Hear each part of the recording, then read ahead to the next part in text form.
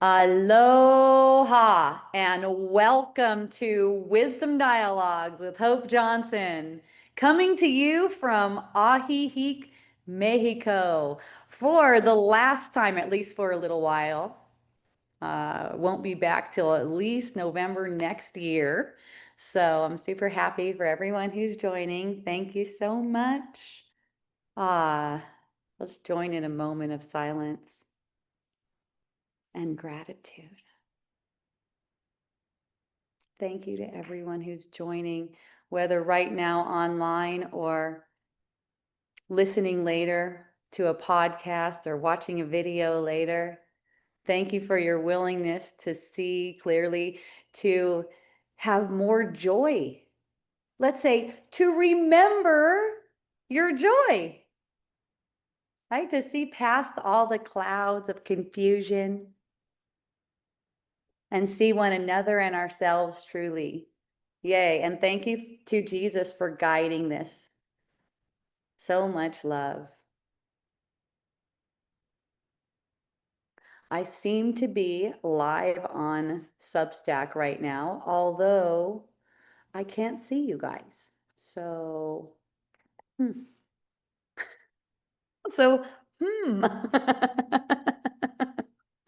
Maybe it'll show up at a certain time here on my screen. If you want to communicate with me, go on Zoom. Oh, I love you. Thank you. Oh, there it is. I see you now. So if you want to communicate with me on Substack, just go ahead and write a message in there and I'll see you. If you're on Zoom and you want to speak with me, raise your hand or go right into the chat. I'll see you there. So, yay. So every thought that we have actually comes from love. It can't come from anything else. Love is the foundation of our mind, right? It only turns into something else because of fear interfering. And that's not recognizing that the cause is always love, the foundation. That's seeming like we need some form of protection. Okay. So then we try to protect ourselves basically from love. The whole cause is always that. So let's say we have an experience where it seems like something has gone wrong. So then what we try to do is protect ourselves from having the same experience again. Instead of allowing the experience itself to be reinterpreted.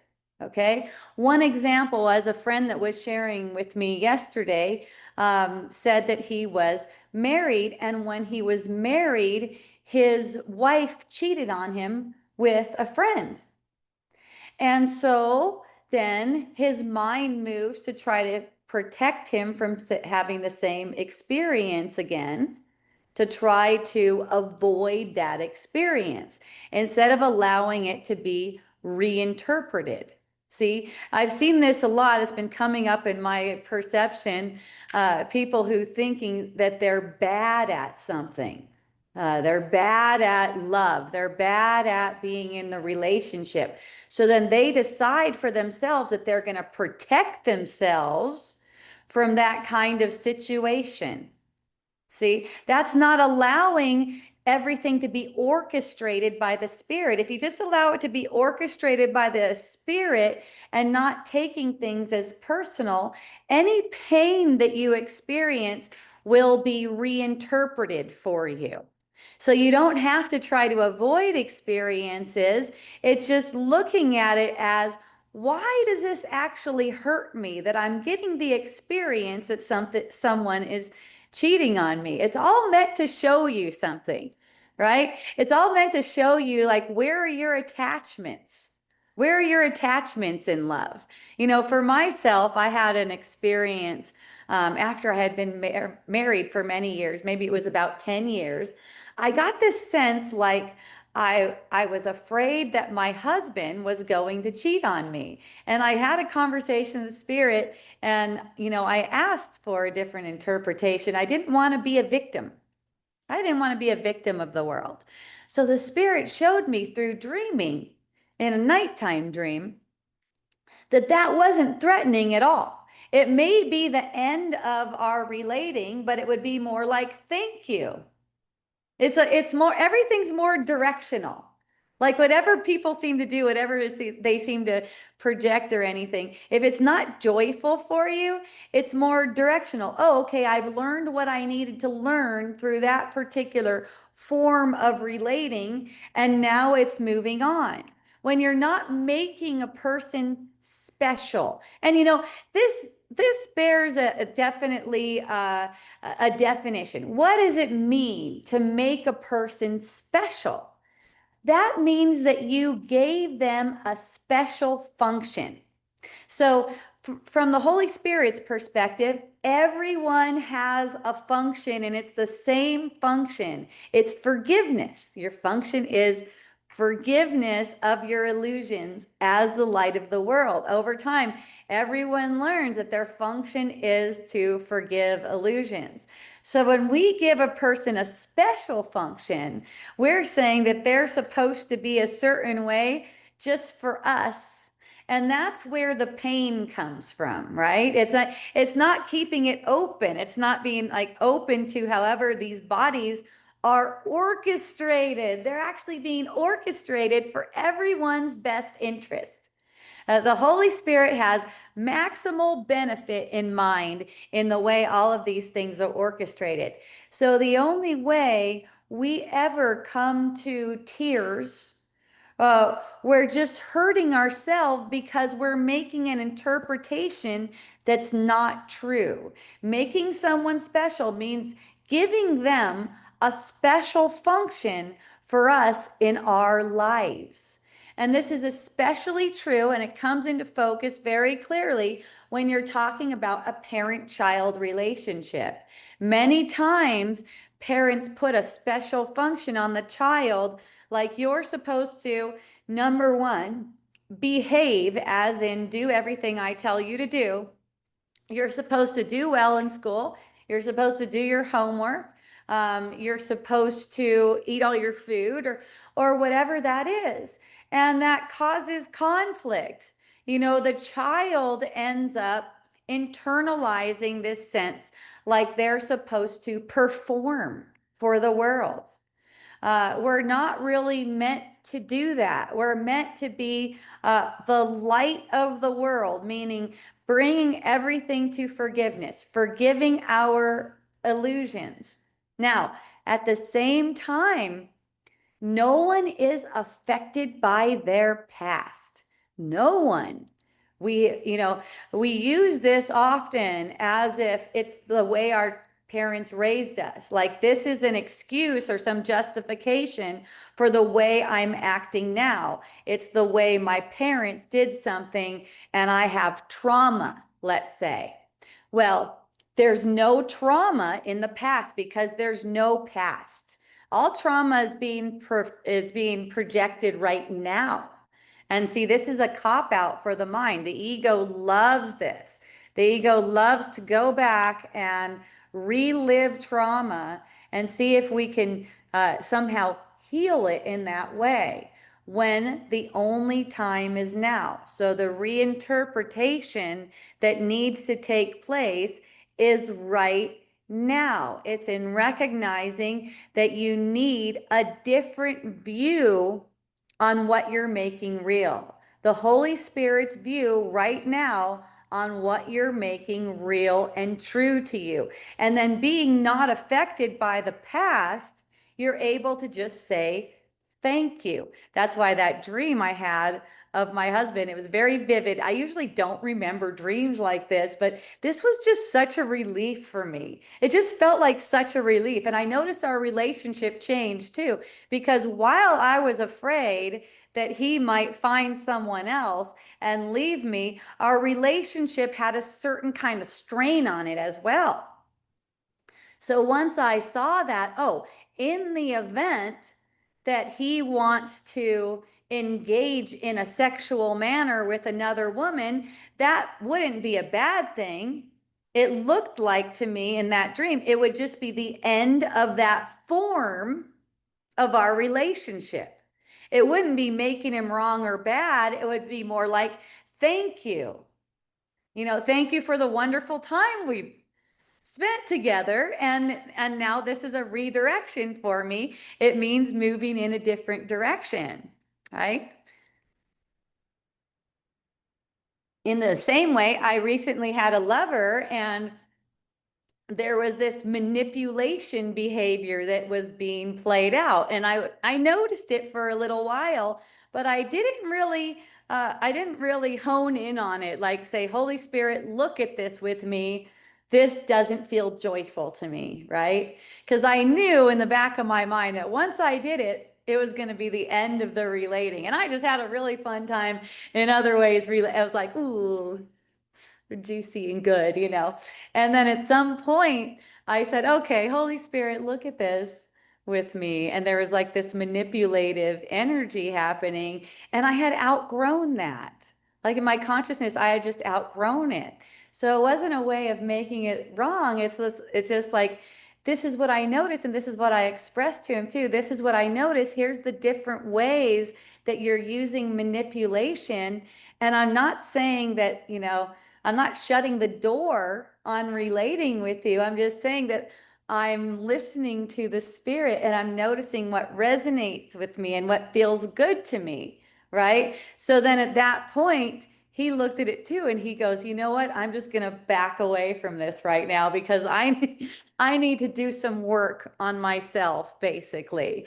So it's like, oh, okay, that's perfect. That's always perfect for all of us. And noticing that the fear was within myself, that I didn't want to lose the form of relating. I didn't want to lose the form of relating that seemed to feel good, and felt like I wanted that. But seeing that, oh, this is actually perfect because I've outgrown that way. I've outgrown being in relating like that. So what it does is it allows you to relate in a very honest way, right? And not trying to cover things up. It allows you to see truly like what is in alignment with your joy. And everything that's being orchestrated is orchestrated to bring you greater joy. The desire for God, which is irresistible in everyone. It's irresistible. We try to resist it for a time, and we make ourselves upset, and we make ourselves seeming to go through many hardships because we're trying to resist the desire for God. There's this pull toward God, and that's a joyful pull. It's opening us up to more and more joy in ourselves, and by extension, through our relating. We stop trying to control how things are going and just let them play themselves out. I've long talked about just having an open hand, almost like an open hand, allowing people to come and just kind of like dance through your experience in whatever way they do, and being in a real playful, light way. And not going deep in the ego sense, okay? Here's going deep in the ego sense. This is what it looks like. I need you to be like this for me. Okay. When you show up like this, it makes me sad. That's not true. That's manipulation. Okay. When you're not available to me in this way, it makes me cry. That's not true. That's actually manipulation. It's not bad. And, if you're relating with me and you reflect to me like that, I may call you out on that. Not in a mean way. I would just let you know, hey, you know what? That's manipulation, right? And it's likely that if you're not ready to shift, we may not be interacting, right? Or let's say you expect me to live up to some kind of expectation that you have. You may find that we're not interacting. because I don't play like that. There's plenty of people who will play like that. So it's like once we recognize though what that is, and it may take a long time to recognize it, but once we recognize what that is, we're not available for that kind of game anymore. And it's not about making anyone wrong. We may perceive narcissistic behavior. We may perceive gaslighting. We may perceive immaturity or controlling behavior. But it's not a matter of making anyone wrong about it. It's just recognizing this is behavior that doesn't resonate with me. And I'm listening in an energetic way. In an energetic way, that means within the body's energy field, because we could feel what kind of play resonates with joyfulness in as much as we can open up for in this moment. How much joy are we allowing for ourselves? That's the thing. And without fear of being alone. There's no alone. You're never, ever alone. Okay, the Holy Spirit is totally with us all the time. There's no being alone. But the sense of loneliness, again, that's a projection, that's a distortion. Every thought, the foundation of every thought is perfect love. But this is us trying to protect ourselves from love by projecting that we're lonely because we're alone. The way the Holy Spirit presents that to me is enjoy the times when there doesn't seem to be another body around. Having another body around doesn't make you not alone. It's still the same. All the bodies that seem to be around are only projected, and we're projecting them in a way that's distorted. They're all projected in a way that's distorted. Look, one way you can tell is you don't perceive them as the beam of light that they are. They seem to be on a body somewhere on a trajectory between birth and death. That's how we know we're not perceiving truly, and we want to perceive truly. The other thing is, it's inevitable that we will perceive truly. That's part of the draw toward God, the desire for God. That's what's put in our mind, and that's the only true desire. Anything that we seem to want, anyone that we seem to want, any behavior that we seem to want, that's all just distortion of the desire for God. So once we recognize that, we can enjoy these seeming desires and stay in service. What I mean by stay in service is be willing to do whatever the Spirit would have you do in every moment, doing absolutely nothing for yourself, knowing that whenever you try to do anything for yourself, anything at all, that's not in service, it only leads to pain. So whenever we find ourselves in pain, it's unwillingness to be in service. Now, what that looks like in my life, you know, people don't realize what it is. What is it to be in service? What is that? Right? Does it mean you're working in a soup kitchen? Well, it could, right? But listen to the Holy Spirit's call. The Holy Spirit will inform me when to eat, what to eat, when to rest, how much to rest, when to exercise, how much to exercise, who to see, what to speak, right? It's a mental listening. You're listening from within your mind. And when I say mental, there's two ways to look at mental. There's the mental that's all about worldly things, cause and effect in the world, right? And then there's the mental it's all mental. There's a mental that's heart-based mental. That comes from feeling in the body sense. It's a visceral sense.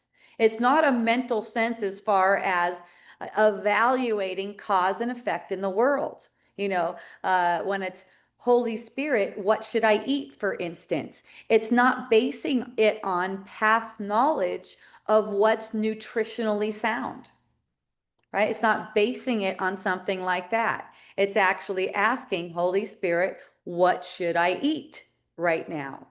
Okay. And so you're listening within the body's energy field and not leaning to your own understanding. So Kai's asking a question. Is God out there? Well, there's no out there. Thank you for that question, Kai. There's no out there.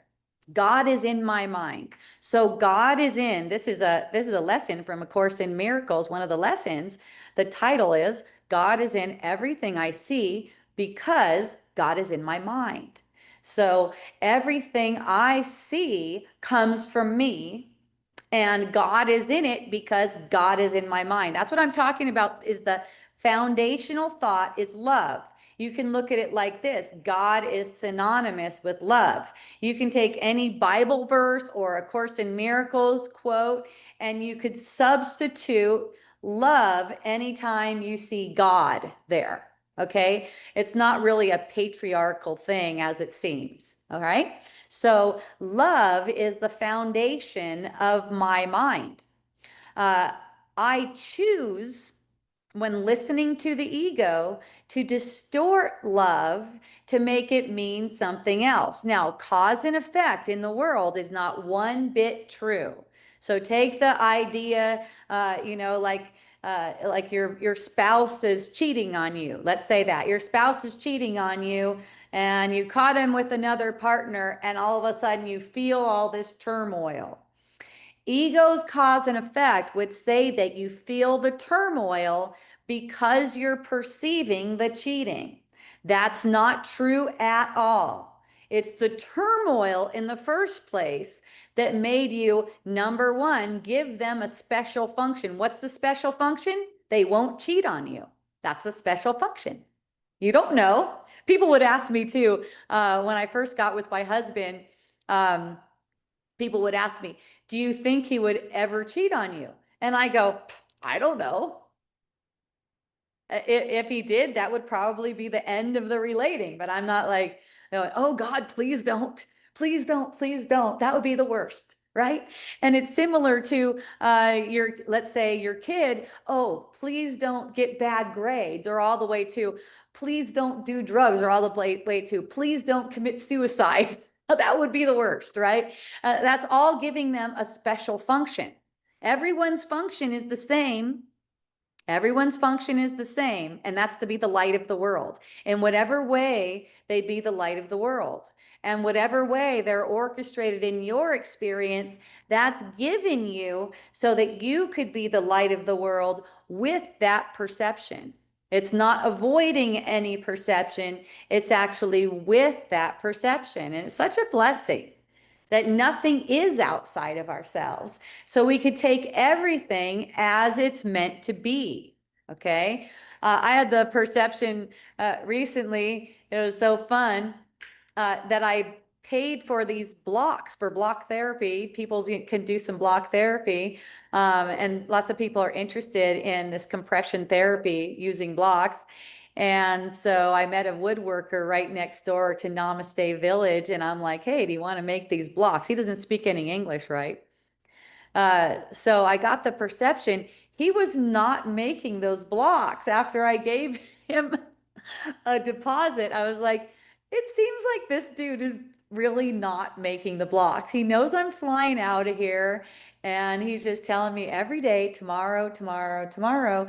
And then it seemed like all these people really want blocks. They're loving the compression therapy, and they really want some blocks. So I'm sharing with the people, look, here's the deal. If he doesn't come through, I'm going to give everyone their deposits back. And then you guys can go to blocktherapy.com and you can get the block therapy blocks, and everything will be good.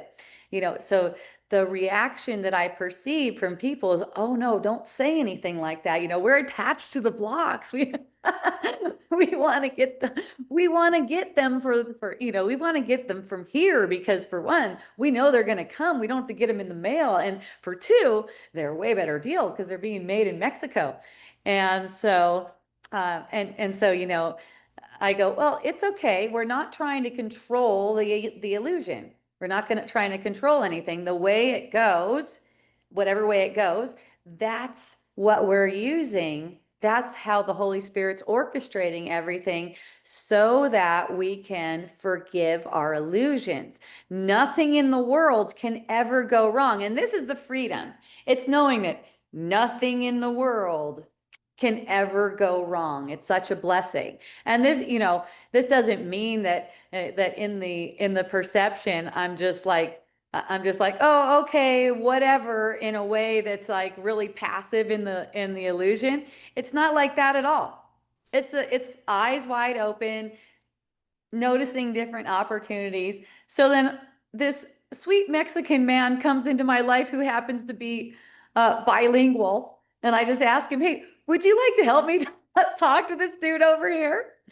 And then he also does some block therapy with me. So he's like, hey, I want some of these blocks too. Give me that guy's number. I'll call him. I'll talk to him in Spanish. So that seems to light a fire under the guy's ass, and he just starts making the blocks. And now it really looks like we're going to get these blocks today. And that's how it is.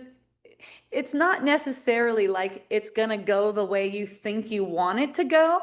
But it's always being orchestrated so that you can have these different interactions, and all these interactions are so blessed. Me with a person who recently came into my life, Alejandro, and then Alejandro and the block maker, and me and all the people who are blocking, where it's all divinely orchestrated. You start looking at all the interactions as they are divinely orchestrated so that we can have these opportunities to bring our illusions to the truth and have holy instance with each other, right? I love that. The holy instant is constantly unfolding, and it's the only thing that's really unfolding. Like all of our illusions, all of our perceptions of the world, all of our silly ideas of how things should go, and thoughts about our meaningless lives, they're not doing anything. It's nothing. The only thing that's real is the holy instant. And that's this instant. That's where we bring our illusions to the truth and we perceive these divine interactions that we have together. And that is the greatest joy. That's what's constantly unfolding until the veil of separation is lifted and all we do see of each other is this light, perfect light. And anything that's not seeing each other like that is simply an opportunity. Anyone who seems to be frustrating or seems to be bothering us, anything like that, a sound, right? Sometimes there's these cars that drive around here and they're very loud on their loudspeaker. I cannot tell what they're saying. I haven't learned that much Spanish, but it seems like they may be selling something from their car and maybe listing off what they are offering from their car. And they have they don't mind. They have no filter on like how loud they could possibly be. So I'll be doing recordings in here. I'll be recording voiceovers for you guys and bonus audios and stuff like that. And I'll just pause and I'll edit it out later, but I'll just pause and let that go through, and I'll just notice, I'll turn my attention inward to see if there's any form of frustration or resistance. And what that's like is in the body's energy field, especially in the core, there's a sense of pushing away. Like, I don't want this experience. And also a sense with the rib cage contracting inward, like I don't want this, right? So in turning the eyes inward and asking that to be reinterpreted, that also is given over to the holy instant, which is just expanding and expanding. And Kalama says, fuck, I love the holy instant. I'm telling you, me too. It is the ecstasy. One time, actually many times, my friend Christine, who's also on here, has said, the truth is erotic. And yes, it's like more so, like more than anything else, because, you know, even all sense of eroticism that has to do with sex and everything like that, that's actually just like a symbol. It's a symbol. It's not real. It's a symbol of what it's like to be in the grace of God, to be in the holy instance. It's more beautiful than any kind of experience that you could have as an illusion, but it can be brought into any illusion too. So it's like the holy instant lights up the illusion. And this comes from willingness. It's willingness to see. Now, in A Course in Miracles, Jesus was talking about how, aloha, Alexia, I love you. Jesus was talking about how at the time he channeled this A Course in Miracles, which was in the late 60s, that there is only one person in the whole time, there was only one person who had sex wholly without the ego's interruption or the ego's interpretation. And basically, the ego's interpretation is using sex for personal gain. Okay? Using it to join. We don't join in that way. It's using it to kind of like to entrap another person, right? Using it for personal pleasure. So it's like, it's not saying, he's never saying it's a bad thing, but it's like this holy instant can be brought into anything. And that's where you're totally released of trying to use anything for anything else but the Holy Spirit's purpose. And the Holy Spirit's purpose is to be a bridge back to sanity, back to basically, we're not bodies. And the sense that we're not the sense that we are bodies is what's blocking our minds joining. Okay. Kai says, I don't think the truth needs our thinking. Yes, that's right. Well, see, we don't have our own thoughts while we're perceiving separation, while we're perceiving this world. We don't have our own thoughts. We've cut ourselves off from our own thoughts. And that's why Jesus gave us, or God gave us, the Holy Spirit. The Holy Spirit is a whole thought system.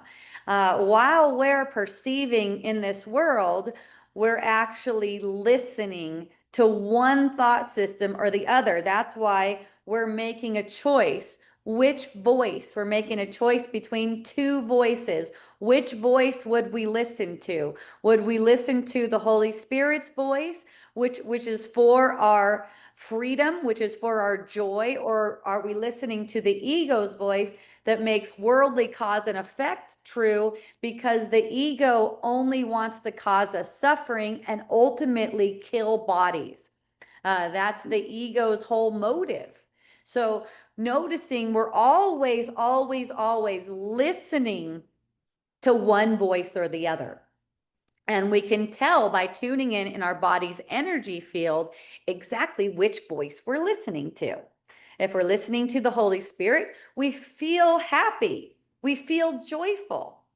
Okay. If we're listening to the ego, we feel contracted. Now, this is going on all day long with all these different particulars of our life, right?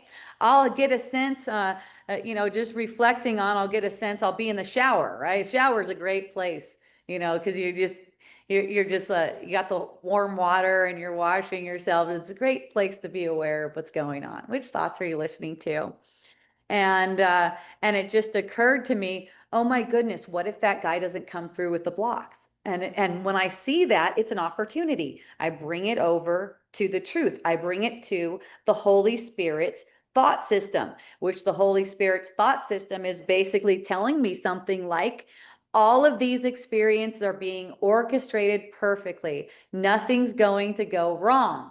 And immediately, visceral sense, it goes from a shutting down visceral sense to an expansive visceral sense. And that's what this looking does. It's not a matter of, trying to make a spiritual self-image that never gets disturbed. That's what the ego is trying to do. It's trying to get you to believe that you're beyond the world already, even though you're perceiving a world. Well, you are always beyond the world in truth. You're not in the world. The world is actually arising in your mind. You're certainly not in a body. It's not like you're going to be able to cut that thing open and you're going to somehow come out of it, okay? It's actually, the body is in your own mind.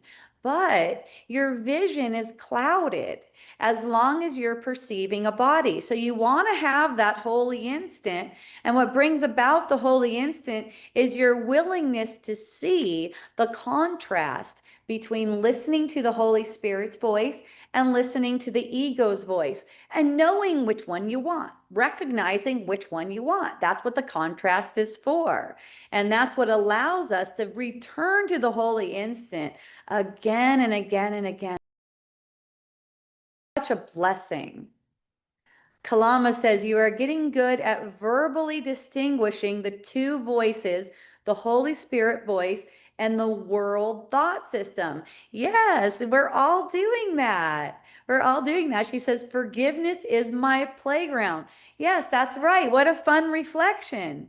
It's like, that's what you see. When that's what you see in me, that's what you are actually coming to within yourself. You're doing that within yourself, really, well, that's what's going on. We're all mirrors. So it's like, yes, forgiveness is my playground, is you're welcoming the sense of contraction. You're not pushing it away because you're not using it to depict a self-image.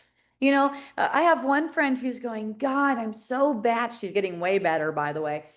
God, I'm so bad at it. Why am I so bad at it?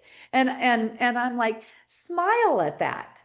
Even the idea that says, why am I not further along? Why am I so bad at it? That is the opportunity. That becomes the opportunity. Look at that thought. That has to be listening to the ego. If it's a choice between two voices, how can that be the Holy Spirit's voice? The Holy Spirit wouldn't be saying, God, lamenting themselves, right?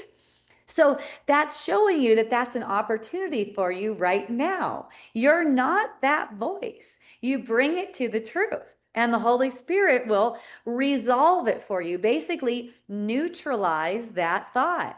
Now, the Holy Spirit is also an illusion. That's a really fun point too. People will go, well, isn't that voice also an illusion? Yes, it is. It's an illusion given you because you made an illusion, which is the ego.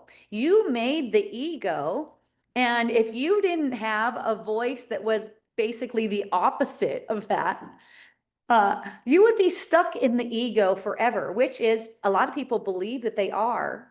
Okay, there's lots of forms of spirituality that believe that all there is this wheel of birth and death. We just keep on recycling. It's a wheel of birth and death, birth and death, birth and death. And that's exactly what it would be if we didn't have the Holy Spirit to bring us vertically. So the birth and death thing, it's like a spiral. It's going nowhere. Nowhere, just going around and around and around. Yes, that's exactly what it's doing. But with the Holy Spirit neutralizing these thoughts, we are going vertical. So it's like even our experience of life and our experience of each other and our interactions becomes more playful and more joyful as we're going vertical. And in that vertical, basically you can call it ascension. There's going to be seeming times where you get the sense that you fell backwards. It's like, wow, why is this bothering me so much? Why is this particular, let's say, from my experience, why is this relating with this particular person seeming so freaking delusional? Why do I seem to be so delusional in this particular one when it seems like I have come so far? Right? And the thing that really pulls me out of that kind of mindset is recognizing I'm not going backward at all. All I'm doing is perceiving corners of my subconscious that I've kept hidden, that I was afraid to look at before. And now these are being brought up to be seen in the light of truth. Would I continue to look on this as a special relationship, which we defined earlier? We said it would be giving someone a special function.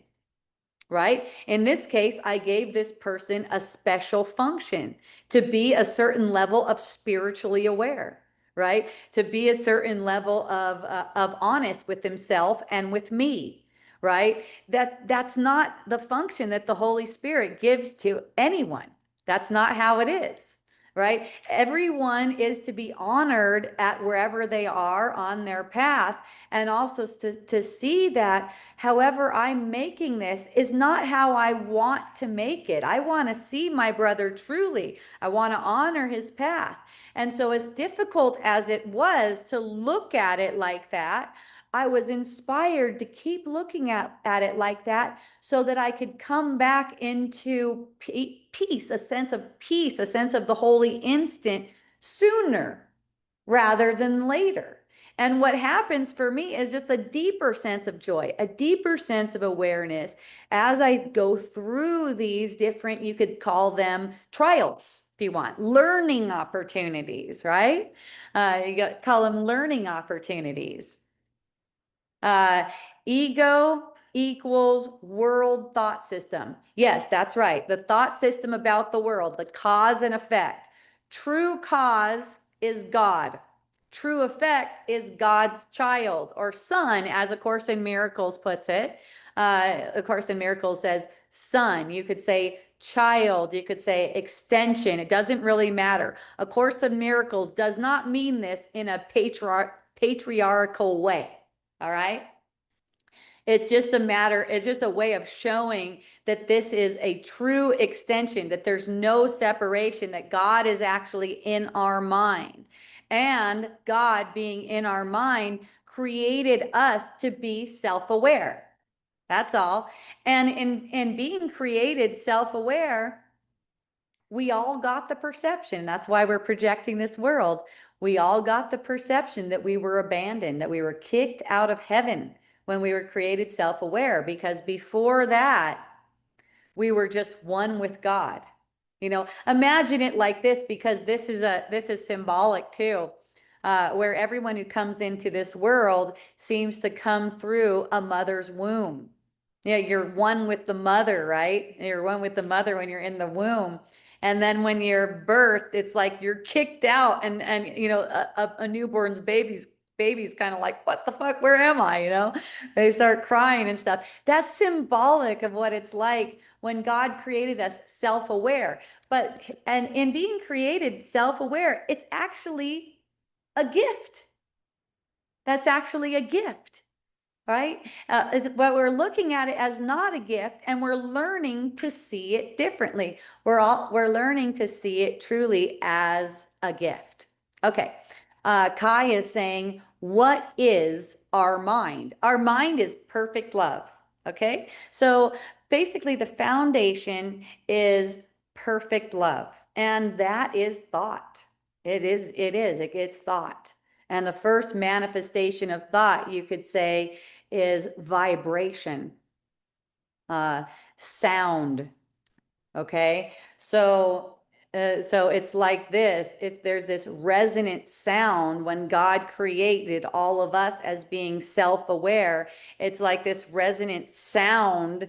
It's like one song being sung, and it's not the same if any part of it is missing. So each one of us being projecting ourselves into this world is actually coming back to our true sound. We've actually distorted the sound out of fear. It's not really distorted, though. Heaven has not changed one bit by our idea that we're separate.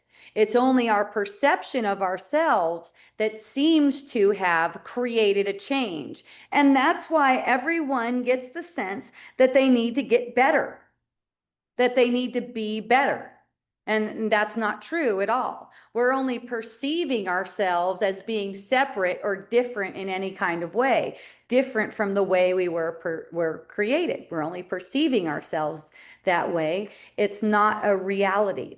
So all that changes about ourselves is our perception. That's the only thing that needs to be changed. And you've probably heard that before. It goes through many different kind of spiritual teachings. I've heard it. The only thing to shift is the perception, and that includes all perception of all suffering. Okay. I was hanging out with a friend earlier today, and we were talking about the situation with the blocks, and I told her I don't think that guy ever started on the blocks before. I had someone talk to him in Spanish who was a native Mexican. And she goes, "Oh, that makes me so angry." And I go, "Really? What is it? What is it about that?" And she goes, "Well, he didn't make those blocks for you." And I go, "Well, when I went over there and I interacted with him, I saw that he was just such a sweetie. And and it looked like he was probably going through something. And I felt compassion for him. And I mentioned to her that he's also been served with a cease and desist order to stop making so much noise. And so then the anger was shifted over to the people who gave the cease and desist order. And I go, "Oh, well, I see them as being innocent in the whole thing too." And there was just a sense like someone needed to be responsible, right? And what she was reflecting to me, that in making someone responsible and having some justification for anger, that this is compassion. And this, to the ego, this is compassion. This is true. Now, I didn't get into this with this friend of mine because she wanted to stay with that perception. So I just said, "Okay." I go, "That's totally blessed. That's just honoring everyone wherever they are. It's just allowing them to be as they are and not needing to change anyone's perception, right?" So then she asked me, she's like, "Do you still like me?" And I go, "Of course I do. You're no different than anyone else that seems to be in the world, that's in my perception, right? Given me to love. It's like, however you reflect to me, that's perfect for me. That's given me to love. It doesn't mean we have to be in agreement about how things are, right? It's like, for me, being the light of the world, it's given me to extend love to anyone. And so it's not getting into argument with anyone like, "Hey, you're not being loving enough. Hey, you're holding on to this perception that someone must be guilty. And you're using that as justification for feeling angry. And you're making anger as if it's compassion." We didn't even get that far. Once I see a wall of resistance come up, I just go into quiet. It's like go into quiet and go, "Okay, that's blessed," right? There's no need to push anyone beyond what their defenses are saying. That's too much. Everyone is everyone is being guided by the Holy Spirit, and correction of anyone's mind doesn't come from me. All right. I'm not here to correct anyone's mind. That's not how it is. That's the Holy Spirit's function here. And the Holy Spirit knows how to gently bring everyone to the correction of their mind, which is what they actually want. Now, if people want to be in fights about stuff, they're going to find people to fight with. That doesn't need to be you, right? They don't need to be fighting with you.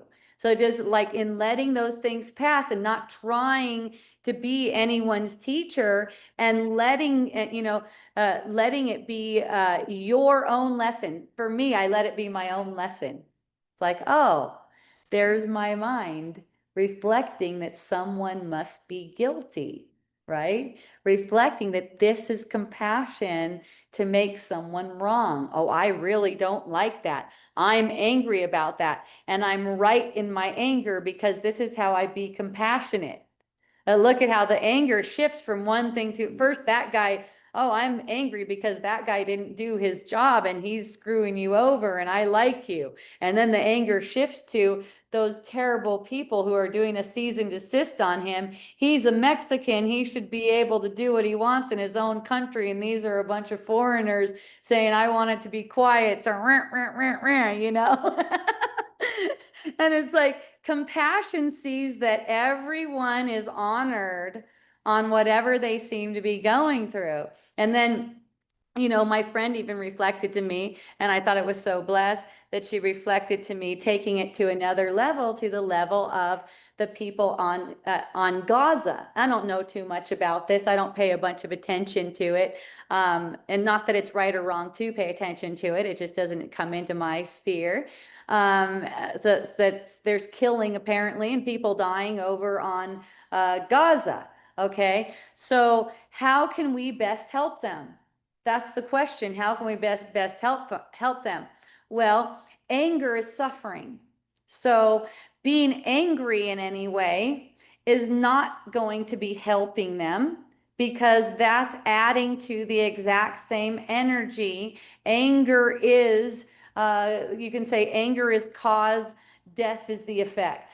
Okay? Sorrow is cause, death is the effect. Frustration is cause, death is the effect. These are causes in the illusion, okay? Truly, the only cause is God and the effect is you, okay? But in an illusion, this is how cause and effect works. So truly, how we can help them is being willing to recognize that everyone is actually projecting their dream. They're all powerful mind, even little babies. Even they're not really little babies. They're all powerful mind and they're projecting their dream exactly as they need. And everything's being orchestrated, even if it's war, everything is being orchestrated exactly as it needs to be for everyone to learn what they need to learn so that they can change their mind about what their mind is for. When we change our mind about what our mind is for, we can only perceive beauty and gentleness in the world. Now, as long as I'm getting perceptions, even someone else telling me that there's war, right? As long as someone else is telling me that there's war in my imagination, I know that my mind is not purified. This is not a guilty thing for me. It's like, hooray, I know opportunities are arising to undo the cause, basically the cause of death. To undo this, not just believing that death is an inevitable aspect of life. That's not true. That may be the perception. We seem to be on a trajectory between birth and death. It seems to be the lot of everyone who comes here that they will die at some point in time. But all that is only given us to see through. And our mind is so powerful that it will even shift this illusion to even be a deathless illusion before we perceive heaven again. Really, we're remembering our true nature and our true reality. This is a journey of remembrance. There's not even really time. It's just a journey of remembrance. The things in our subconscious mind are arising just so that we can bring these things to the Holy Spirit to be undone for us, right? There's no thing in the world, there's no injustice in the world that hasn't already been corrected. Already, meaning we're just replaying this thing over and over again.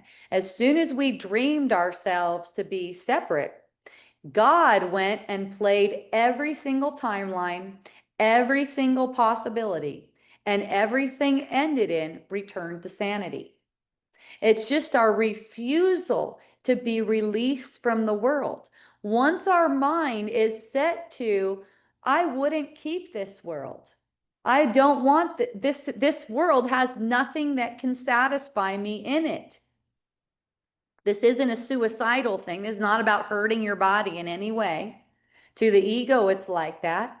But once there's a decision, there's nothing in this world that can satisfy me, and it's a wholly sincere decision, you're not perceiving a world anymore. And, there's this idea that you're going to leave people behind. You're not. They're not really here either. It's already been done. It's already been accomplished. There's no suffering that's really true. God already played it all out. So when the world is lifted from your sight, you actually see everyone else in their wholeness too. There's no one left in the world dying. That's a misperception. We're all having a misperception. So that's why, it says in A Course in Miracles, how many does it take to save the whole world? One. It's just you. Because then you see that nothing is happening. None of that stuff is happening. Creation hasn't been interrupted one bit. Everyone in the whole world is still with you in creation. So each one of us is really having a lonely dream. Our minds are totally joined in truth. When we think about the world in any way, we think about cause and effect, we think about finances, we think about our bodies, we think about our relationships in a way where we've given people special function. We're on a lonely dream. That's the part of our mind. It can't be shared. It can only be projected. That's the part of our mind that's just projected. The holy instant is in that shared part of our mind. It's in sinking into beneath all of the subconscious energy that's all about, these fears and anxieties and memories of the past that didn't happen. Beneath all of that is a stratum of the mind that's just purely miraculous. And that's where we join. That's where we truly join our minds. And that's the holy instant because there's no projection there. It's actually joining. And it's always available to us. In A Course in Miracles, it talks about if miracles aren't happening all the time in your life, something's gone wrong. You've been basically, you've been listening to the ego and you've been denying your true nature. That won't happen forever. Because of that desire for God, the desire for God, the pull toward it, it's unavoidable. It's constantly drawing us, no matter how dark our perception is, no matter how much investment we've put into, let's say, being a good person. Right? There's this investment into being a good person. And the way we believe that we're being a good person is that we're comparing ourselves to bad people. That's not the way to be. We should be more like this. We should be helping the needy, okay, for instance. Well, when we perceive anyone as being needy and we believe in that perception, that's already off track. That's not honoring someone, right? That's believing that we could be, let's say, better off than someone. And the world loves that. The world loves that kind of perception. Like for instance, you're more privileged than certain people, so you should be doing something. It looks like someone's calling me. Hold on a second. Okay, hold on a second. Let me see what's happening here. Someone's calling me from outside.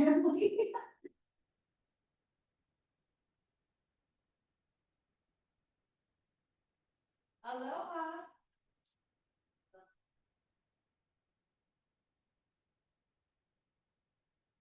Oh, are you coming to my call?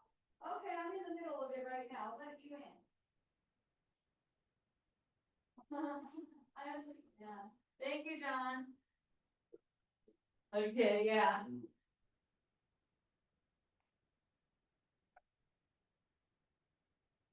I'm sorry. It's all good. That's just my friend. Yeah. That's funny. Apparently someone wanted to come to my talk. They were outside. Yeah. Everything goes awesome. Yay, thank you for being here. Yeah, come on in, have a seat. August, how fun. Yeah, have a seat. And this, Yeah, anywhere that feels comfortable to you.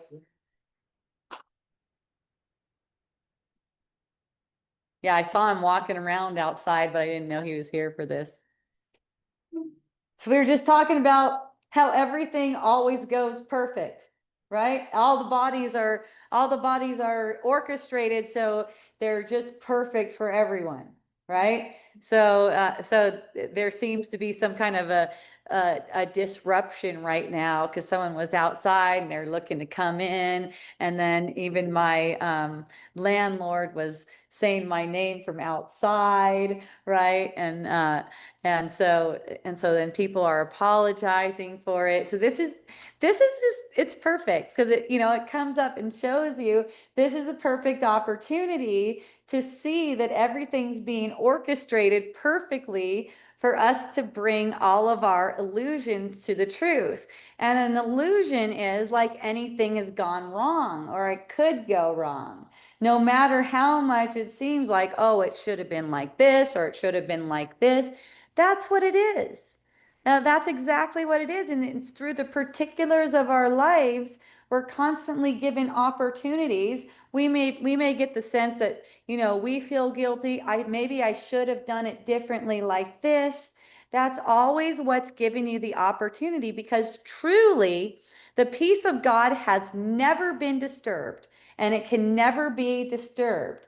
And since you're an extension of God, your peace of God, your peace of mind, let's say, can never truly be disturbed. And that's really like seeing that is your doorway back into truth. That's like it's just giving you to be back into truth, be back into, oh, that was a misperception that anything could have gone wrong at all, right? So then you're welcoming however experiences unfold. Like for me, I'm welcoming anything as far as it should have gone this way instead of pushing. All pushing, this is how you can perceive it. It's a visceral sense. You can sense it in your body's energy actually as a pushing. It's like pushing away experience. And this is what causes us actually to get the perception of aging and actually tightening up and our bodies being contracted because we're pushing away experience instead of being transparent and letting experience to just come through, right? Whatever it seems to be, something that's really rattling. Let it rattle. Let it rattle in the body. Let it rattle you in the body's energy field, and being open to see it differently, have a different interpretation, so you can come back to relaxation. That's the whole thing, is coming back. It's coming back. Okay, Kalama says, is your body still going to stay in a new place at the end of August? Yes, apparently I have a plane ticket and I'm flying away from this beautiful place, Ajijic, to Sedona, Arizona. Yeah, yeah. Um, yeah, apparently that's what's going on. How can I know? But it definitely looks like that. There's a plan to pack, apparently. Um, and Kai says, and pulling. Okay, so I was just talking about a pushing, a sense of pushing something away. Good point, Kai. And pulling and trying to draw something in, trying to draw experiences in too, right? It's like the ego always wants to experience more and more and more and better and better and better.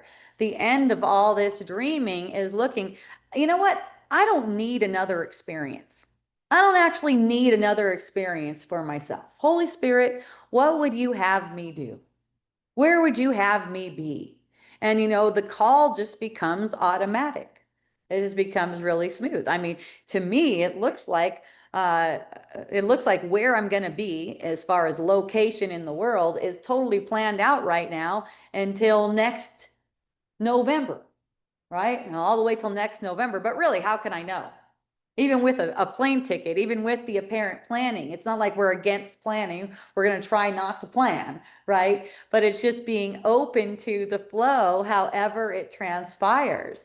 This could even be in planning a simple day. Like I'm going to go to the bank and then I'm going to go to the store and then I'm going to go out to dinner, whatever it is. Still being open to listening. See what happens if we get tunnel vision. It's like I have to do these things today. I have to get these things accomplished instead of being in listening. It's okay to have a plan and then also listening to the Holy Spirit to see if that's still the plan in every instant, right? And not being stuck on it. For myself, what really revealed this to me, I've always been a person who felt like I need to work out, right? And started doing that when I was 14. Well, by the time I was in my 30s, the Holy Spirit said, basically it was a sense in my body's energy field that was done, at least for now, because I had something to learn. I actually spent 4 years not having any workouts and just going, okay, it's a way of purifying this sense, like I need to do something for myself. I need to get something for myself. I need to get, let's say, a fit body for myself, right? And just allowing things to be guided again. And so, through that, it showed me, because I would have thoughts that would come up and say, you know, you're too old to be doing this. Like, how are you going to come back from this? Like, how are you going to get it back? How are you going to get your mojo back? Kind of thing, right? And noticing those thoughts, and what I was doing was I was bringing those thoughts to the Holy Spirit. What is the body for but communication? It's only for communication. And if the Holy Spirit's guiding me toward this right now, then that's what I'm going to do. I'm going to use my body only for communication. I'm not going to use it to try to get something for myself, not even a fit or healthy body. That's not my thing. The Holy Spirit, if I'm listening to the Holy Spirit, here's one thing that I know. If I'm listening to the Holy Spirit, my body will always seem to be, it can't really be because it's not really here, but it'll seem to be vital because of listening to the Holy Spirit. That's what makes it apparently healthy. You could spend all this time trying to adopt the best diet, and people do this all the time. It's so funny to me because I've done it. That's what makes it funny, because I've actually done it. I'm like, okay, I'm going to figure this out. I'm going to do all the research. I'm going to figure out what is the best thing to eat and the best workout to do so that I can have the best diet. So the other day I'm cruising around. I find myself at a vegan restaurant, Vegan Town, it's called. Such a sweet restaurant. And I go there and I'm looking at the menu, and there's a man in there, and he's a really large man, apparently, super big. And he goes, "Are you vegan?" I was like, "When I'm in a vegan restaurant, I can be vegan. I can be anything. And he goes, "Oh, well, I'm vegan." I was like, "Oh, that's awesome." And he goes, "I'm not sure what the right diet is though, because he goes, "I know it's probably funny that I'm telling you I'm vegan." I'm like, "Oh, really? Why is that?" And he goes, "'Cause I'm so big." And I go, "Well, you know what? My experience has been that a lot of people who are big are vegan. That's been my experience. I've seen that a lot." And he's like, "Yeah, it's because we eat a lot of carbs." And I go, "Well, I shared with him, oh, your body's really only in your mind. You're not actually eating anything." It's really concepts that food can affect your body that's causing these kinds of disruptions. It's misunderstanding cause and effect. It's believing that food actually affects your body. And, that was a belief that I had very strong, that, food does affect your body. And if you believe that food affects your body, the stronger you believe it, the more you perceive it. When I was super young, I had the perception that I had a slow metabolism and that I couldn't eat stuff that had too much fat in it. Otherwise, I was just going to be fat. And so that was my perception. And I would even share with people, man, if I didn't watch my diet and I didn't do these hard workouts, I would just be huge, right? So that was my perception, and that was the manifestation that was taking place. And at a point, it was actually when I was 17, I was in a Costco. And you know how they have those free samples in Costco? If you know Costco, they have all those free samples, right? So I had it on my mind that I shouldn't be eating too much fat. But it occurred to me, and this is the Holy Spirit thought occurring to me. Uh, what if, and this is how it occurs too, it's a what if thought. What if all of the things that I enjoyed eating were totally good for me? And there was just this sense like, oh, what if? But my mind wouldn't allow me to like really go toward that thought for many years, right? So there was still like all this working. But this is what I mean about the draw toward God, the draw toward sanity. That thought stayed there kind of in the back of my mind. And there was always that what if, right? And so eventually that gained more momentum in my mind.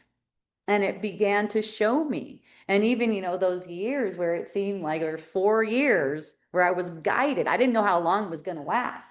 4 years where I was actually guided not to work out. Not only not to work out, but to eat a lot of ice cream, right? And also to smoke. And not only to smoke, but to smoke with posture like this, just completely bent over like this, like an old person smoking.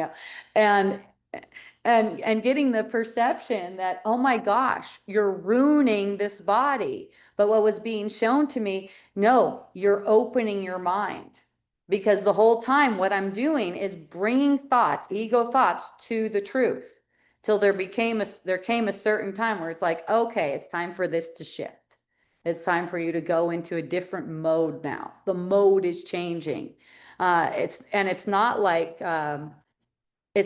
anything was permanent.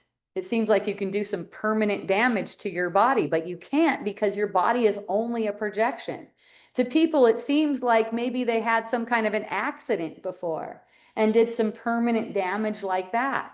Or one of my friends is telling me he got an x-ray and the cartilage in his joints is worn out. It's like none of that stuff is permanent, because your body is only being projected right now by the mind. Your mind's projecting it. So when you're willing to bring illusions to the truth, even the projection, as in your body, changes. And it could change entirely. The body's only projected as long as it's useful for communication. This includes any kind of passing away. This includes a child passing away.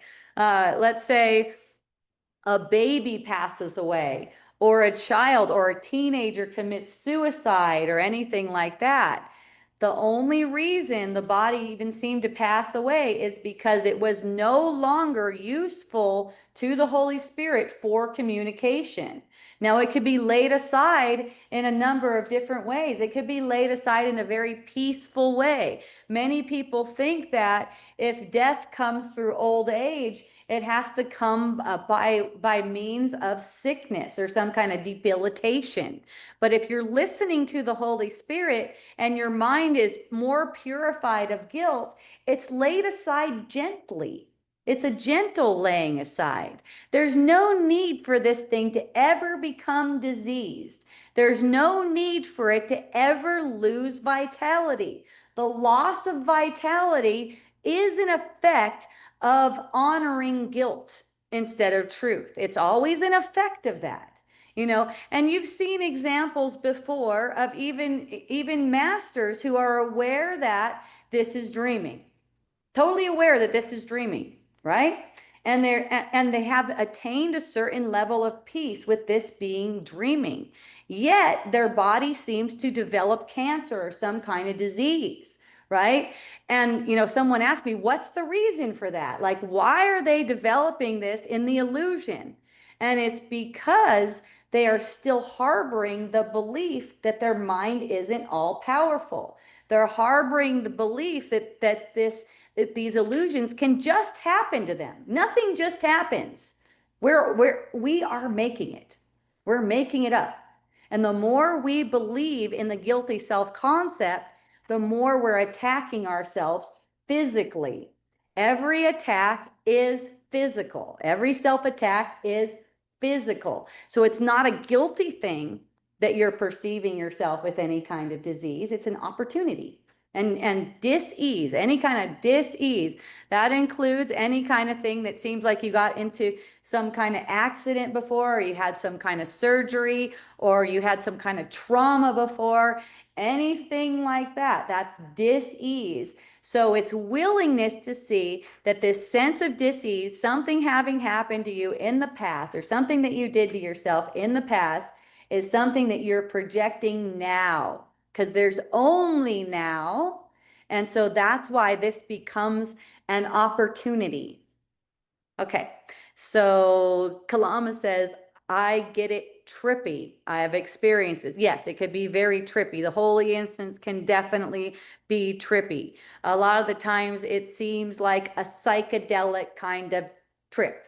Just welcome that. It only seems psychedelic because it's different from your normal way of looking at things, as in looking at things like cause and effect are true, and these bodies are really here, and they really hold some kind of substance. They're not really here. They're not made of anything. They are just a projection of thought. And that's precisely the reason why they can't be affected by the past. They cannot be affected by the past. Even all aging that you're projecting onto yourself, you're only projecting it now. There's no such thing as time. Okay. And it's also the reason why it can't be affected by food. Your body cannot be affected by food because it's being projected. It's like, think of it as a screen of consciousness, and your body is one illusion on the screen of consciousness. Food is another illusion on the screen of consciousness. If you're looking at a movie screen, it's not like the food can actually affect the body. Now, that doesn't mean that you're going to tempt the ego and go, okay, whenever I eat gluten, for some people, they seem to eat gluten and get some kind of reaction where they puff up, right? Every time I eat gluten, I seem to get this puffy thing going. It doesn't mean you should tempt the ego and try to eat a bunch of gluten to try to prove that your body is an illusion, because what's going to happen is you're probably going to prove to yourself in your dream that your body is more real. Because the ego will just use that to show that, look, see, you tried to prove it and it's not really true. It's like, look, just be kind to yourself. In being kind to yourself, you'll find yourself not purposely eating gluten, but you may find where things are orchestrated where, oh, maybe there's this gluten in something, and you find out there was gluten in something, and you see that you have a reaction, then all you're going to do is deny any meaning to that. You're going to go, I see that there's this apparent reaction to eating gluten, but I know that it can't possibly be coming from the gluten. It must be coming from my mind. That's how you demonstrate it. It's within the seeming effects. You're recognizing that it's coming to your mind, from your mind. And this is what returns all power to your mind, which is all powerful to make these illusions. Uh, Kai says, I think you lose people here. You know what? It's possible that I lose people in a lot of different areas, and I'm open to that. Okay. He says, what happened, he or she, I'm not sure, what happened to cause and effect? Cause and effect, it's in place. It's always the same. The root cause is God, and the effect is God's creation, which is you and I. In the illusion, there's an illusory cause and effect that's happening. And the base illusory cause and effect is miscreation and then pain. That's the root of the illusion. Miscreation equals pain.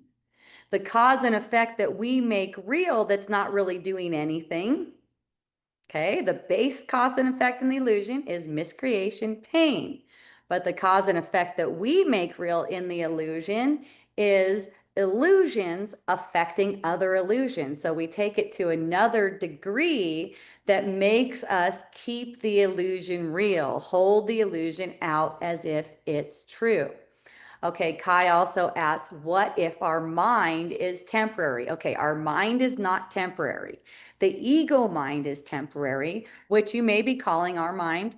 The ego mind, which is a thought system that's set up basically to cause sickness, illusions, death. That is a temporary illusion. So is the Holy Spirit, also temporary.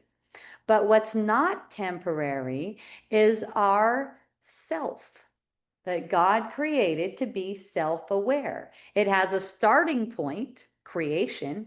We're created to be self aware, but no end. That's not temporary. That's our true mind. And our true thoughts are still creating in creation, even while we're having this perception. There's not even any interruption in creation at all. Though this is not really happening. It's like a wisp. Uh, one of the lessons in A Course in Miracles, one that we went over really recently, was only an instant does this world endure. And it doesn't affect creation at all. So our creation, our being created, self-aware, that's in no way temporary. That's always, always, always, and forever going to be.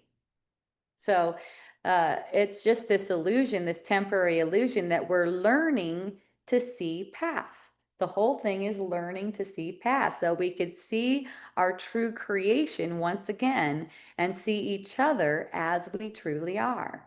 It's to take all of this idea of this cause and effect in the world having any kind of control over us. So it's going back to God is the cause. What's God again is love. It's perfect love. And we are the effect. So our idea of this world is an effect of believing that we're not perfectly loved by God right now. That's what's going on. There's only God's love. So that has us looking in the world for special love. Isn't there just someone who will love me? Isn't there just someone who will love me the way I am and show me that I'm perfect and show me that I'm good and all of that kind of stuff? Well, we don't really need that because we have God's love. But when we're looking for that in the world, it's like we turn our back towards God's love and feel very lonely. But once we're aware that there's nothing in this world that can satisfy us, there's a grieving period. That's what I noticed. There's like a grieving period over that. It's like, oh, what I thought, what I made this world for, to satisfy me in some way, can never happen. It can never happen. There's no one, because I made them up. I made them to be separate. I'm looking out at bodies apparently and expecting them to satisfy me. Now this switches everything around. Once I'm aware, there's nothing here that can satisfy me. So now I'm using the world and my body very differently. Now I'm using it to embrace everything. Now I'm using it to extend the love of God, to bring peace, not to bring correction to anyone else's mind, but to allow my mind to be corrected so I could see them truly and embrace them with the love of God. And that's what shows me and lets me feel that I'm totally in grace. Everyone that I come into interaction with is always helping me, even if it seems like they're hurting me. So another question from Kai, what if everything is temporary? It is. Everything is temporary. Totally. Look at everything that you get a perception of in this world is passing away.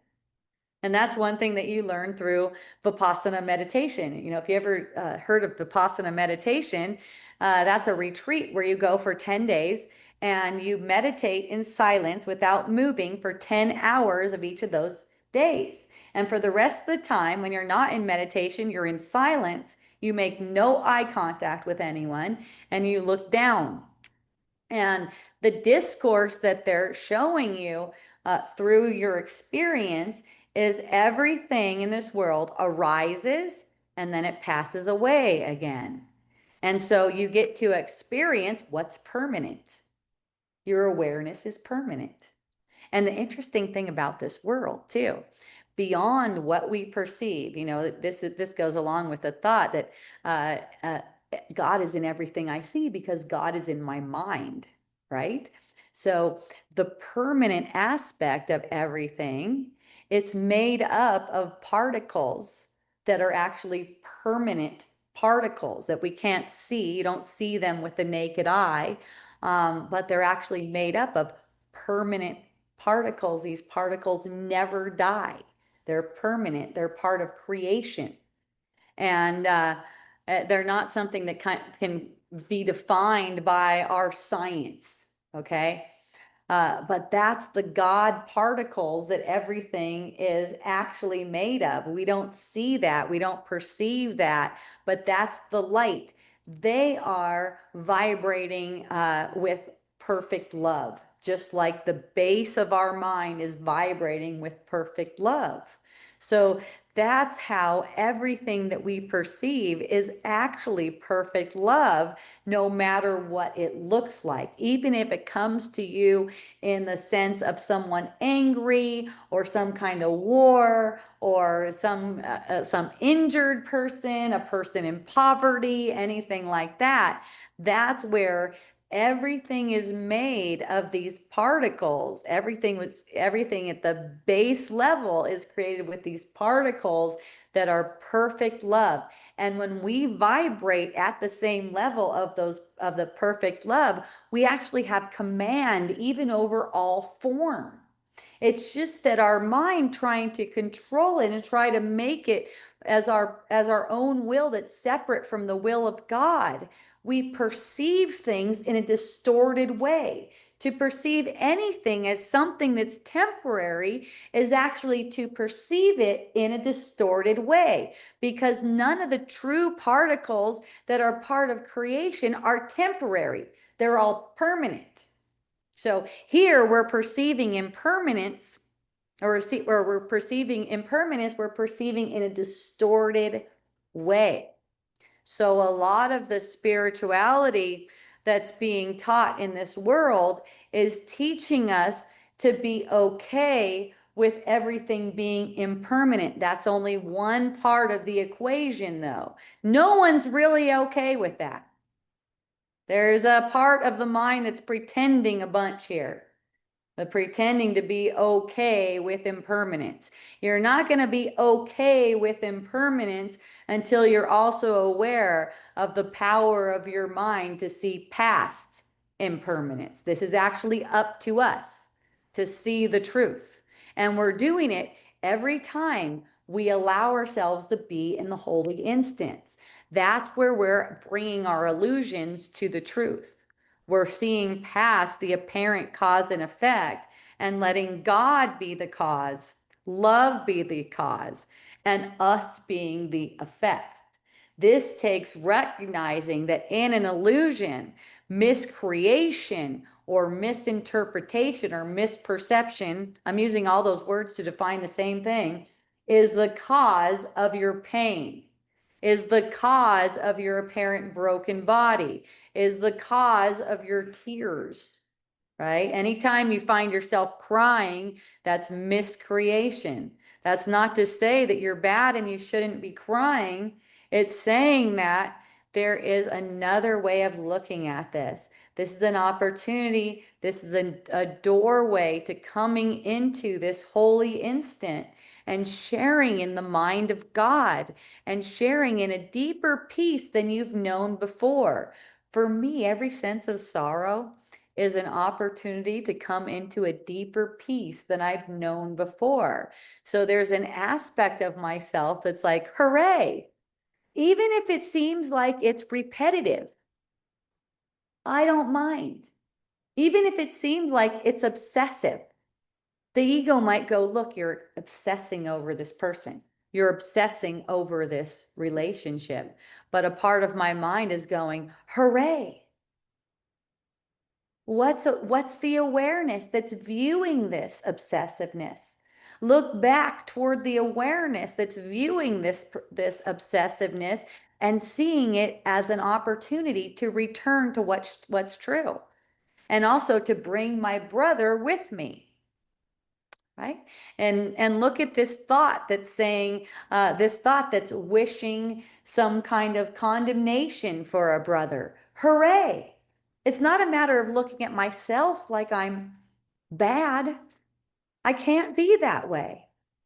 This sense that I'm getting that I want something bad to happen for another person is a misperception. I'm not bad about that.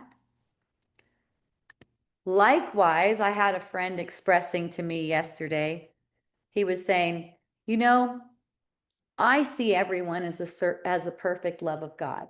I see everyone like this way. I don't want to use their bodies at all. But you know what? I wish, and he was brought to tears about this, right? I wish that other people would see me like this. So I expressed to him gently that you're saying that you perceive everyone as if they're the perfect love of God. But what you're showing me right now is that you don't, because you're getting the perception that you want other people to be different. See, if you're perceiving them, if you're actually perceiving them as the perfect love of God, you're also not getting the perception that you want them to perceive you any different. That's the thing. So you're getting tripped up right here, and you're crying. Your crying is demonstrating that you're having a misperception. You're making a misinterpretation. That's totally the ego that's telling you that you're doing it right and you're suffering because other people aren't. See? That's totally the ego telling you that. It's wishing that other people would be more aware. That's you making that misinterpretation. You're actually projecting them like that. So we started to engage more, and he was telling me how he wishes that women didn't want sex from him because he doesn't see anything like that, right? And so I go, okay, well, let's look at that. You're seeing the women as being somehow attacking you because they want something that you seem to not be able to give. But in your not being able to give that, you're telling me that you've achieved some kind of high level awareness, where you lost that because you've achieved a high level awareness. Now, if this were true, you wouldn't be feeling victimized by the women who seem to be demanding sex from you. This wouldn't be a thing.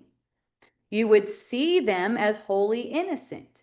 And in the event that you were not resonating to that, you were not vibrating to that, it didn't seem like you wanted to engage in anything sexual, it would just be so simple to communicate with about that. It's just like it's just really simple. It's not as if they're victimizing you. It's not as if they're taking something away from you. So the sense is, and I've heard this from a couple of different men, and thanks you guys. I really appreciate you bringing this to my awareness too, so that we can bring it out. I've heard from a couple of men saying that they feel victimized because they don't seem to be able to or want to or whatever it is give what the women seem to want. The women seem to want to extract this sexual energy from them, and they don't seem able or willing to do that. So when this is seen as something that's a victim situation, that's your projection. You're making it as if someone is victimizing you, and that's the reason that you're crying about it. It's not because the world hasn't come up to your level of awareness. Also, using your body for communication means allowing the Holy Spirit to orchestrate it in whatever way. There's no right or wrong. So, what I'm noticing is there's this sense of superiority by these men that are sharing this with me, as if they've gone past sex, because Jesus has talked about in A Course in Miracles. He's not condemning sex, though. He's saying you got it wrong. You're using it for something that it's not meant to be for, right? He's not saying that you're supposed to be celibate. He's never said that, right? So there's this idea that gets hooked onto that, okay, I'm a higher level, a better level if I don't need to interact that way anymore, right? And I've shared with you from my own perspective, I have seen through this idea that I need a partner to give me sex. I've seen through that idea. That doesn't mean that I'm taking on some kind of persona now that says I'm celibate.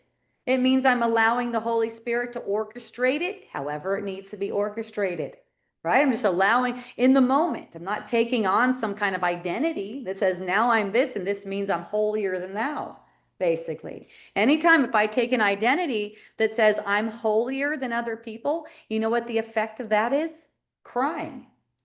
That's the effect. It's crying because people aren't living up to the same holiness that I made myself out to be, right?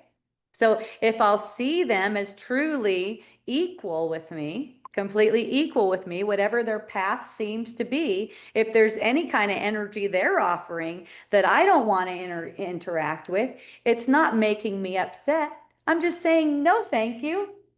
See, people think no, thank you looks like this. No, no, it's wrong, right? But it's like, no, no, thank you is also a joyful thing. No, thank you. I'm not feeling that right now. I'm not interested in that right now. It's just really simple. It's joyful and it's playful. It's not like you're wrong for wanting, how could you want sex from me? Don't you know that's not evolved, right? It's just like really sweet. It's like children. It's like children playing. Okay. I love you too, Kai. Thank you so much for joining. I'm not sure I know who you are, and I know who you are, but as far as interacting with you in the world, but I have an idea. So, yeah, reach out to me and let me know if you feel inspired to do that. So, so there's nothing wrong with any kind of expression. There's no expression that's wrong. Nothing like that. So this is, this may be helpful for you if you accept the help right now. To those of you men, you may be listening to me right now. Those of you men who have expressed to me this kind of, you know, this kind of demand, a demand of women on you to perform. If you're getting that kind of perception, you're projecting it. That's all. Recognizing that you're projecting it. No one has any kind of control over you like that.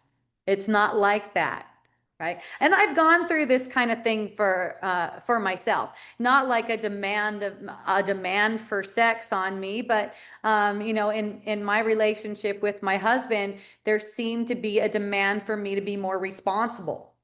Right? Just in life in general, just to be more responsible, to be more productive, to be more of something, right? It's really the same thing, it's not any different. It's just a demand for you to be something, right? So I'd get the sense that I'm doing it wrong.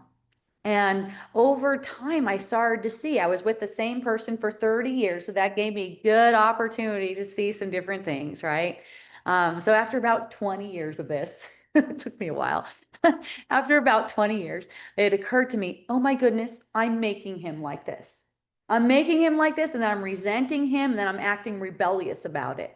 Because it seems like he's putting this on me that I'm supposed to be more of an adult, basically. I'm supposed to be more responsible. I should be working harder. I should be more productive. I shouldn't be laying around as much as I do, that kind of thing. So I go, oh my goodness, I'm totally making this up. So I go, I'm going to play with this. This is at 20 years in. And the next time he comes around, I'm going to look at this in a way that's playful. And I'm not going to be rebellious about it. And I'm not going to be feeling bad about myself. So he comes up and he goes, I'm laying around. I'm like, I'm just getting the sense that it's laying around. That's the goal for me today. Is just to lay around all day. So my husband comes in and he goes, "Is that all you got today?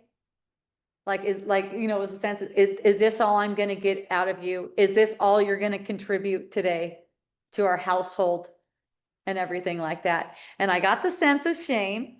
I just let it come up, notice what wants to resist it, and let myself be transparent to it. And I smiled up at him and I go, "Yes, this is all I'm going to do today." And then I saw him shift. His eyes, everything changes. I saw him shift and he goes, "Oh, okay. Can I get you anything?" And I'm like, "Oh my goodness, for 20 years, I've been pushing I've been pushing at this. I've been making it as if he's demanding on me, as if for me to be loved in this relationship, I have to perform. I have to do some kind of performance. I've been making this up the whole time.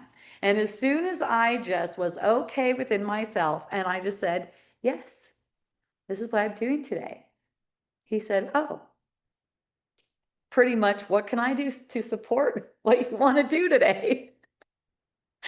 And that's where it shifted. And there were more shifts to take place because there were some things that were a stronger hold on me, like the idea that I spent too much money. That was like a stronger hold on my mind. It wasn't him. There's no him. There's no person on the outside of us. So in my mind, I was being condemned for spending too much money. I was threatening our safety, my safety, his safety, my family's safety by spending too much money. That was the perception. Well, that took a little bit longer to work out. Not a little bit, maybe like 8 years or something like that. Yeah. So yeah. But you know what? In the scheme of things, it's not that long. I mean, we've been playing out these lifetimes millions of times and the same ones over and over again until we go, "Okay, I'm going to take a look at this." Right. So it seems long, but in the scheme of things, it's not that long. Right. So I'm going along, I'm going, "Okay, I know from experience, there's nothing I can do about it because I've tried throughout to spend less money." I go, "Okay, I'm gonna be really financially responsible and I'm gonna spend less money so I don't put our family in danger." That's basically the sense. I'm gonna put my family in danger because I spend too much over at Nordstrom on clothes, right? So, so I'm gonna do better. Every time I did that, it would be an effect where where I'd find myself spending more. All of a sudden, I needed something so bad. I just had to. And, that's the thing that it taught me about illusions. We don't have any power over this as far as like how we're going to interact in the field. Our power is totally in the creativity of the mind. When it comes to what we're going to do in the field, that's an effect of our choice between love and fear. So what I was doing was choosing fear by trying to control myself at the behavior level. See, by trying to control myself at the behavior level, I was getting the perception that I was, in fact, putting myself and my family in danger, and I was totally out of control. I had an addiction to spending. That was the perspective. It was like I had this addiction to spending, and it was totally out of control. And the more I tried to control it, the more it seemed to be out of control. So at some point, I go, "Okay, I got to stop trying to work at this on the level of effect." That's for any kind of addiction, you guys. If you have addiction to heroin, addiction to eating, addiction to sex, addiction to what else? Drinking, that's another thing. Alcoholic that I see.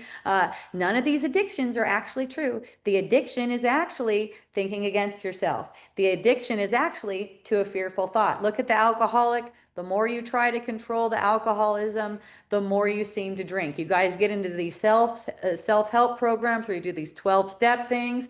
And you know what? For temporary, you're controlling the outcome. Now look what happens with these guys too. What do they start doing? They start smoking a bunch of cigarettes and drinking a bunch of coffee. They just shift it to something, right? They just shift it to another addiction because the addiction is actually in the mind. It's mental. So, so I go, okay, I'm just going to let the spending just be what it is, and I'm going to choose love. I'm going to just keep on choosing love.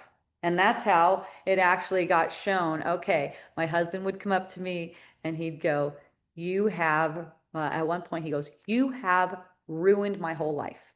You have ruined everything.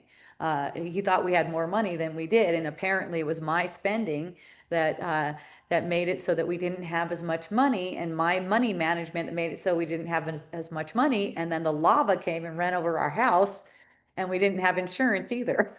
So he's like, and so he's going, you have completely ruined my life, right? And like I'm the worst person. He's coming up to me like that. So at this point, I'm really well practiced at this, you know? So I'm going, okay, this is my brother. He's coming to me with some suffering, and I'm letting my whole body be transparent. So I'm feeling this energy. I'm feeling this, and I'm saying, thank you. Thank you for bringing this to my attention, right? Thank you so much. Is there anything else that you want to share with me right now? And, you know, I just felt it not as myself being guilty, not as myself actually threatening anything that was real, but as my mind, the fear choice that I'd been making, now it's manifesting like this, as someone basically accusing me again of threatening our lives, threatening our whole lives, right? So I'm understanding what's going on, and I'm processing it within my body's energy field in a sense of gratitude for my brother for bringing this to my attention.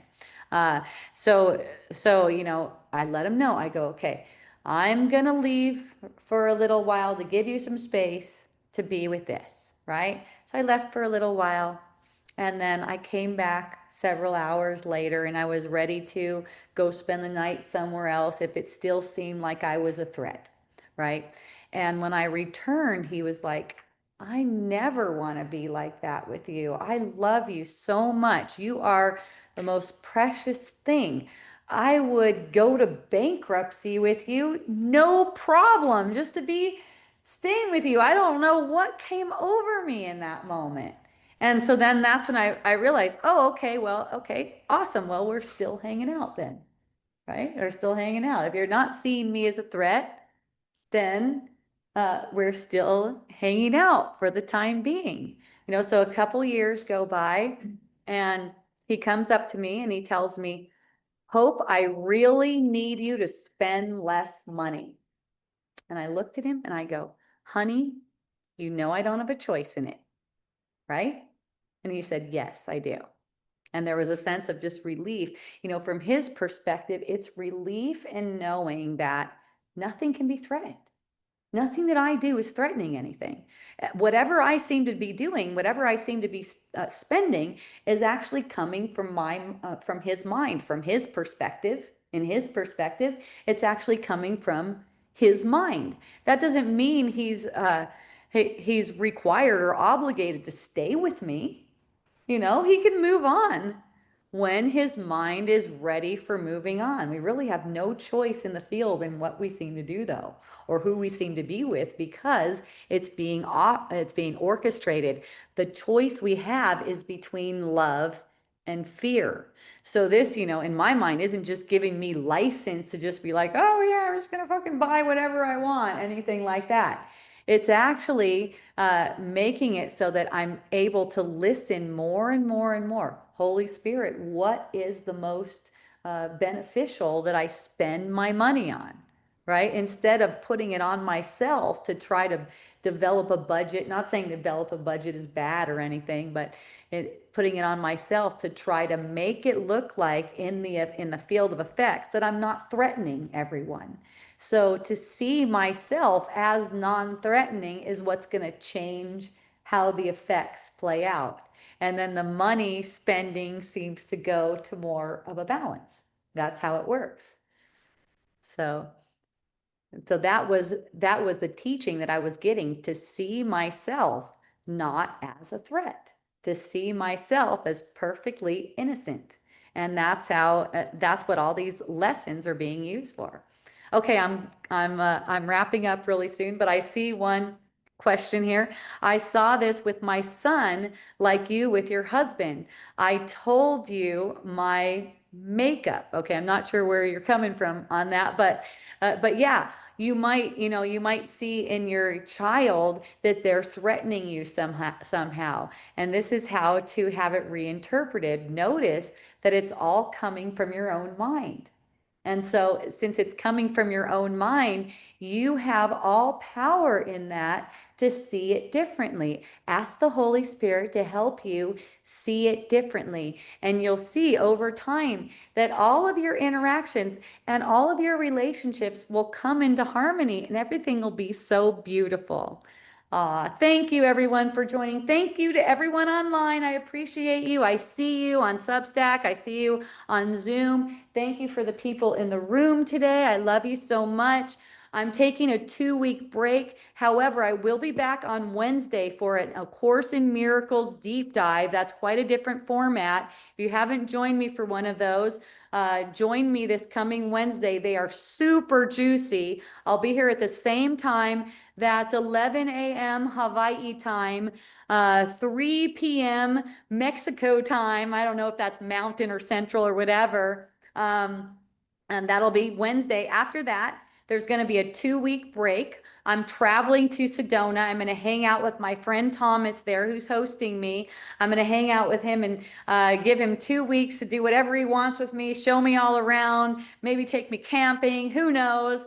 And then after that, I'll be back online. I don't know what time it's going to be. It's going to be however it fits in with the schedule while I'm there. And I look forward to connecting with you again. In the meantime, you can go to hopejohnson.org. You can find me on Substack, Hope Johnson Wisdom on Substack. Telegram, Awakening with Hope. Instagram, Awesome Hope Johnson. Where else? Hopejohnson.org again is the website. That's where you'll find everything. I'm doing ACIM daily lessons there. You can find all that stuff for free. Most of what I do is for free. I have some paid stuff on Substack. If you want a free paid subscription to Substack and you hear me talking here, just tell me you want a free lifetime paid subscription to Substack. I'll give it to you. You just have to give me your email address. Also, I accept donations via my website, hopejohnson.org. It's very easy to donate there. This is 100% funded off of donations. I don't have a regular job anymore. I gave up regular jobs so that I could just share with you guys. I write for Substacks. I also offer one-to-ones via my website. I start with 15-minute increments. You can go all the way up to hours if you want.